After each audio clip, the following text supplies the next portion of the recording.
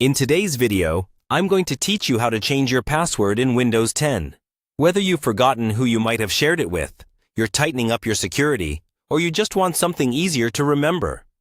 Updating your password regularly is a really good habit.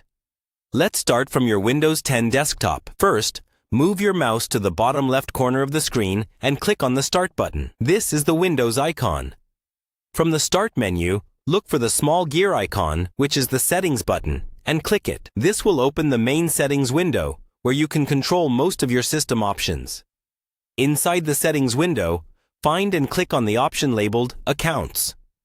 This is where Windows keeps all the options related to your user profile, sign-in details, and sync settings.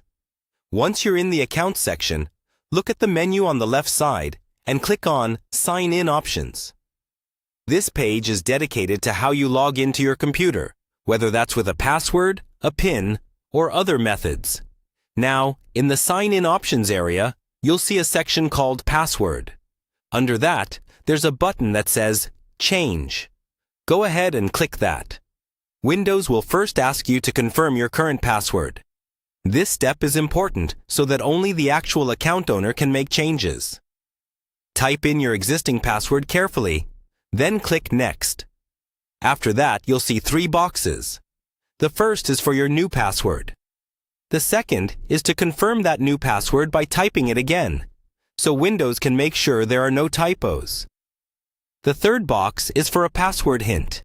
This hint should remind you of your password without being obvious to anyone else. Take a moment to choose a strong password that you haven't used before, ideally with a mix of letters, numbers, and symbols. Once you've entered your new password and hint, click Next. Windows will confirm that your password has been changed successfully.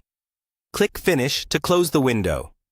From now on, the next time you sign into your computer, you'll use this new password. If you have multiple devices using the same Microsoft account, keep in mind that you may need to use this updated password there as well.